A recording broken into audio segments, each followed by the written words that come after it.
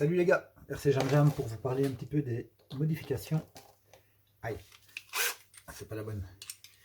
Les modifications que j'ai faites sur le FTX Ravin, qui est aussi, j'en avais pas parlé lors de l'unboxing, mais qui est aussi vendu par T2M, c'est le modèle Swinger.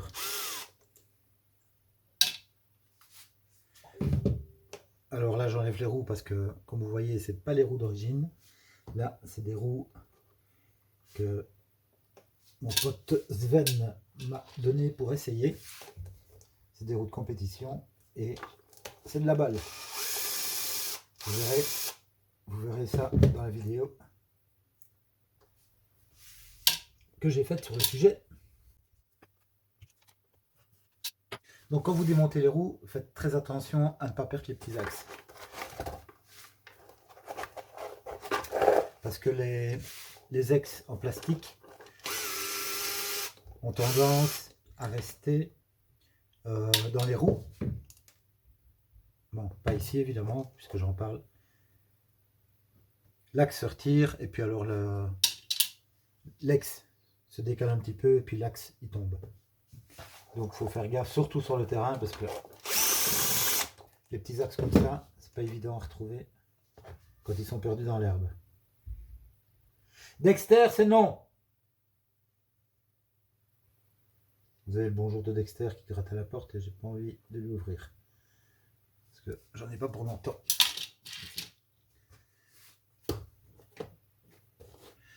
Ces roues-là, je vous en parlerai plus tard parce que ça fait partie des upgrades qui ne sont pas gratuits.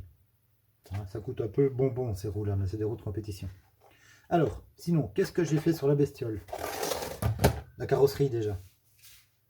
Avant, on avait ceci, avec des pilotes, avec une cage, une grande carrosserie quand même par rapport à l'autre, en Lexan ou en plastique, peu importe.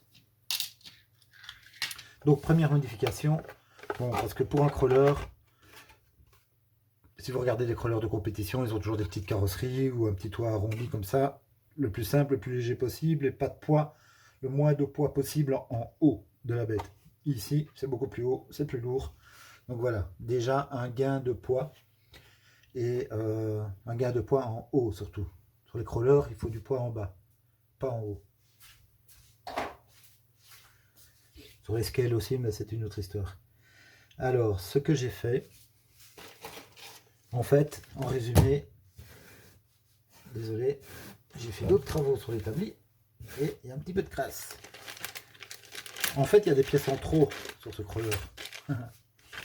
Ouais, une chose, une correction par rapport à l'unboxing. Donc, il y avait ces pièces-là, je ne voyais pas trop à quoi ça servait. En fait, donc ce sont des cornes de cerveau. Elle est brute, elle est d'une pièce, je vais dire, et donc pas de sauve-cerveau intégré. Tandis que sur celles qui sont montées stock, comme vous voyez ici, il y a un petit mécanisme avec deux bacs ressorts qui fait que il y a un sauve-cerveau intégré. Donc si vous voulez pas de sauve-cerveau, vous démontez celle-là et vous mettez les autres. Donc ça c'est quand même réservé un petit peu au pilote averti pour qu'il sache quand sa machine... je veux dire, s'il n'y a pas de cerveau, il faut avoir un cerveau. Voilà, en résumé, c'est ça. Donc, s'il n'y a pas de sauve-cerveau, c'est pour les pilotes avertis. C'est quand on sait gérer, quand on voit qu'on est en train de forcer pour pas aller, qu'il ne faut pas aller trop loin, etc. S'il y a un sauve-cerveau, évidemment, ça peut limiter les actions. Si on tourne et que le sauve-cerveau se déclenche, mais qu'on veut tourner quand même un petit peu plus fort, ben ça fonctionne mieux sans sauve-cerveau. Mais il ne faut pas aller plus loin, évidemment, sinon on risque de bousiller le cerveau. Voilà. Donc ça c'est pour l'explication des pièces là. Donc ici ce sont des spacers pour espacer, pour mettre plus de prétention sur les ressorts. Moi comme je trouve que c'est déjà assez dur comme ça, j'ai décidé de ne pas les utiliser. Du moins pour le moment. Alors qu'est-ce qu'on a encore ici? Donc ça c'était le scratch qui permettait de tenir la batterie ici au-dessus. Je l'ai enlevé parce qu'il n'y a plus besoin.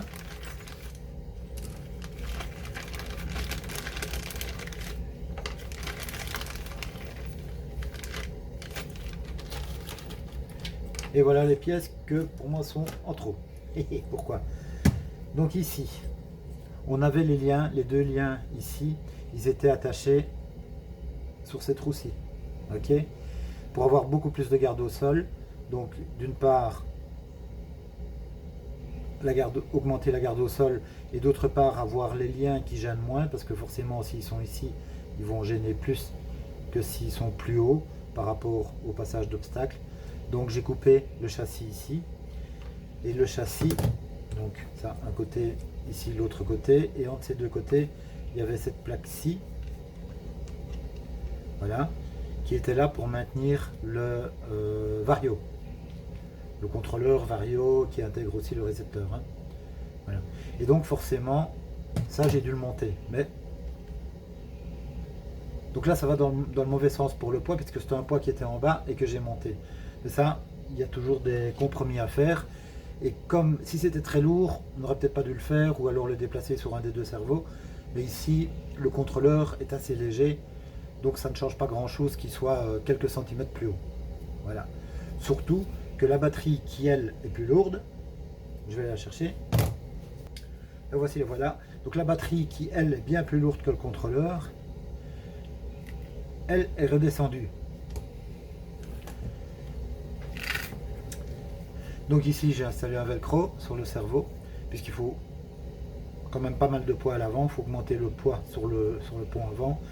Et maintenant, la batterie est scratchée ici. Je la connecte ici. Et donc, ça permet d'avoir plus de poids sur l'avant. J'ai aussi ouvert le pont ici. Et en fait, en ouvrant le pont, on se rend compte qu'il y a dans ce carter un espacement libre ici, un espacement vide. Et qu'est-ce que j'ai fait? J'ai mis des petits poids comme ça, qu'on met pour équilibrer les roues de voiture. Et j'ai réussi à mettre donc 2 poids de 5 grammes et 3 poids de 10 grammes. Donc ici à l'intérieur, c'est génial parce que c'est du poids qui est vraiment au plus bas et on ne le voit pas, il est complètement caché, donc c'est assez génial. Mais bon, ce n'est que 40 grammes, mais bon, c'est déjà ça. Donc j'ai mis 40 grammes en plus de poids. La batterie, elle, d'origine, fait 90 grammes. Donc ça fait déjà 130 grammes, vraiment en appui direct sur le pont. Alors comme c'était pas encore tout à fait assez avec les essais que j'ai fait, donc j'ai ajouté encore ici une bague de plomb là et une bague de plomb ici. Et là, ça fait encore 20 grammes de chaque côté. Donc on a 20 grammes, 20 grammes, 40 grammes et la batterie 90 grammes. Et ça change beaucoup de choses. Ça change beaucoup de choses. Parce que le train avant, il passe très très facilement, très très bien sur les obstacles. Mais pour tirer l'arrière, il faut qu'il y ait du poids à l'avant, pour qu'il y ait de l'accroche. Et ça fonctionne bien. Ça fonctionne bien en ajoutant le poids là. Donc, ici, on parle d'options gratuites ou quasi gratuites. Hein.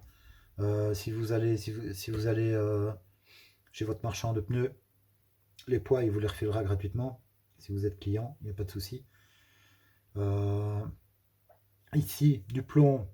Donc là, il faut trouver des métaux assez lourds et assez souples pour les mettre là. Donc moi, j'avais des déchets de plomb ici et donc j'ai fait avec ce que j'avais. Pas de souci. Bon, la batterie, elle est là. Évidemment, il faut un scratch. J'espère que vous avez du scratch à coller. Sinon, ça coûte pas grand-chose non plus. Alors, la carreau, bah, c'est une carreau de voiture de course en un 16e, je pense. Quelque chose comme ça. Que j'ai coupé façon crawler. Alors, j'ai dû remonter. Donc, j'ai remonté les liens. J'ai dû remonter aussi les points de fixation de la carrosserie. Surtout qu'avant, je pense qu'il y en avait 4, 2 de chaque côté. Et avec cette carreau-là, donc, il n'y en a plus que 2. Et ça, c'est des supports que j'ai trouvés dans mes pièces de stock. Et donc ça, ici, c'est à vous aussi de bricoler quelque chose. Mais bon, ça peut se faire facilement. Hein. C'est jamais qu'un petit axe en plastique avec un trou dedans pour mettre une vis. Et voilà. Donc si vous êtes bricoleur il n'y a pas de souci. Et si vous n'êtes pas bricoleur, je vous conseille d'arrêter la RC. Hein. Parce que faire de la RC sans être bricoleur, c'est un peu un non-sens pour moi. Alors, il y a l'interrupteur qui se trouve habituellement ici en dessous. Hein, dans la petite plaque qui vient ici en dessous. Et il se trouve là, derrière. Donc, je l'ai remonté. Donc, j'ai fait 3 trous pour les 2 vis et pour l'interrupteur. Et ça, c'est fait. Alors, qu'est-ce que je fais comme autre modif? Oui, les pneus et les roues.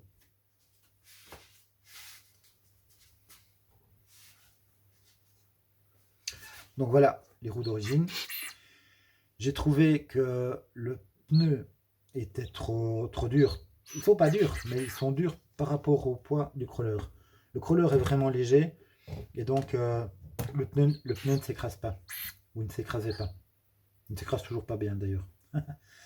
Mais il s'écrasera mieux parce que j'ai viré les mousses. Donc là, il suffit de dévisser les flasques d'un côté, ça suffit, et retirer les mousses. Essayez de ne pas les casser en les retirant parce que des mousses comme ça peut toujours servir. Et ça servira certainement par la suite. Ça, je vous donnerai d'autres explications plus tard à ce niveau-là. Donc les pneus, on retire la mousse de manière à ce qu'ils puissent mieux s'écraser. C'est pas encore suffisant, mais c'est déjà mieux. Et on m'a donné aussi un conseil de les badigeonner de WD-40. Il paraît, j'ai entendu déjà plusieurs fois, que le WD-40 a la propriété de ramollir plastique et caoutchouc.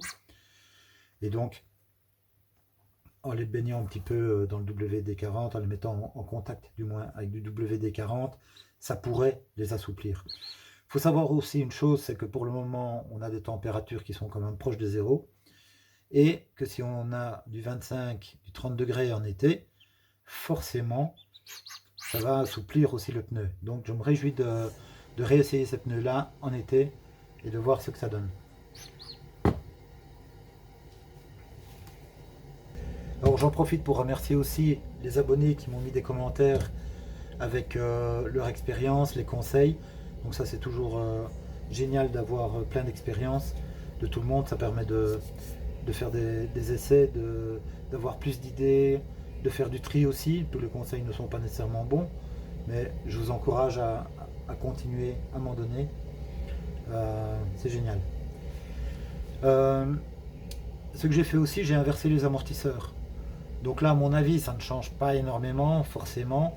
Mais bon, logiquement, vu la construction de l'amortisseur, il est plus lourd, pardon, de ce côté-ci que de ce côté-là. Donc j'ai trouvé logique de les inverser pour qu'il y ait plus de poids en bas, moins de poids en haut. Donc je ferai une liste des modifications gratuites. Et ensuite on passera à des modifications payantes pour l'optimiser encore. Mais c'est génial les différences qu'on a déjà avec ces modifications gratuites. Pour moi, c'est déjà le jour et la nuit. Sans les modifications, je le considérais vraiment un peu comme un jouet, je vais dire. Donc une voiture de laquelle on est déçu parce qu'on se dit ce serait bien que ça passe, mais ça ne passe pas. Avec les quelques modifications que j'ai faites ici, et donc grâce aux abos aussi qui m'ont donné des conseils, ça change du tout au tout. Donc là, je vais dire vraiment, on a un espoir avec cette machine qu'elle puisse affronter des passages difficiles. Et ça, c'est génial. Surtout pour une machine de ce prix-là, que j'ai payé 135, 140 € au maximum. Ouais, c'est génial. Une modif aussi qu'on m'a soufflé. Donc ici, pour les liens, il y a aussi moyen d'avoir ou de faire des liens en métal qui ont une courbure ici. Toujours pour augmenter la garde au sol. Parce que quand vous avez, je vous explique, quand vous avez les roues qui sont ici et que vous passez sur un obstacle, qu'est-ce qui va se passer? Donc, voici l'obstacle. Je vais peut-être prendre quelque chose de plus épais. Voilà. Donc on passe sur un obstacle, il passe sur la roue, et puis il va rencontrer cette barre-là. Et donc là, ça peut gêner. Vous voyez? Et c'est pour ça qu'on met qu'on peut remplacer ça par des barres métalliques qui sont courbées. Et donc la courbure fait que la barre ici sera droite et la courbure sera ici derrière la roue. Ce qui fait que quand on passera sur l'obstacle, ici, on ne sera pas calé là, parce que la barre là, elle sera droite. Donc ça permettra d'augmenter la garde au sol. Et en fait, quand on met ça, on a une garde au sol équivalente à la garde au sol maximum qu'on a ici. Eh bien, elle reste à peu près au même niveau ici, puisque la barre est droite jusque là, et seulement après, elle est courbée. Et donc à ce niveau-là, donc soit on achète des liens qu'on fait soi-même, qu'on courbe soi-même, etc. Désolé les gars, la caméra a coupé, donc je reprends. J'ai vu où j'en étais. Donc pour les liens, qui sont courbés par là, donc soit on peut les faire soi-même, soit on peut en acheter sur des modèles compatibles. Donc il y a au moins un modèle qui est compatible. On peut acheter les pièces de ce modèle-là. Je vous mettrai la description au montage puisque je ne l'ai plus en tête. Donc là, il suffit de les acheter et de les monter. Ils sont compatibles à la bonne longueur et tout. Alors une autre possibilité aussi qu'on m'a donnée dans les commentaires, et je vous en remercie, c'est par exemple, plutôt que de mettre des liens métalliques, c'est de chauffer ceux-ci au décapeur thermique et de les plier.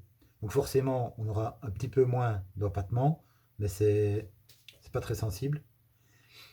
Et donc on pourrait leur faire une courbure au décapeur thermique, ce qui permettrait de ne pas devoir en acheter, d'utiliser ceux-ci pour qu'ils soient droits, à peu près droits. C'est jamais tout à fait droit, hein, ça reste un petit peu incliné quand même. Et alors courbé ici. Voilà, voilà. Alors le pont arrière, en général, on l'alourdit aussi un petit peu, et l'avant beaucoup. Voilà. Donc j'ai encore rien fait sur le pont arrière. Le minimum que je pourrais faire, c'est l'ouvrir aussi, mettre les 40 grammes dedans, comme ça ce serait bien propre, on ne le voit pas, il serait 40 grammes plus lourd. Et continuer à alourdir l'avant, un peu plus peut-être. Donc ça, à voir dans les différents essais. Et voilà. Si vous avez encore des idées d'options gratuites là-dessus, ou très très peu onéreuses, lâchez-vous les gars, parce que je voudrais tester tout ce qui est possible de faire. Je voudrais l'améliorer le plus possible, avec le moins de frais possible. Donc pour vous, pour les débutants, pour les enfants, pour ceux qui ne veulent pas mettre trop de budget et avoir une machine qui étonne tout le monde, quoi, hein. Parce que ici, acheter ça pour 135 balles ou 140 et gratuitement faire quelques bricolages comme ça et augmenter drastiquement ses performances, c'est génial. Je trouve ça génial. Et quand on aura fait tout ce qu'il y a moyen de faire gratuitement dessus, ou de manière peu onéreuse, on passera à des upgrades payants à ce moment-là pour ceux qui ont plus de moyens. Et vous verrez aussi là qu'il y a encore une nette amélioration. Donc là, on frôlera vraiment des super machines. Avec cette bête machine de base, c'est ça qui est fantastique. Salut les gars, merci d'avoir regardé et à bientôt. I'll be back.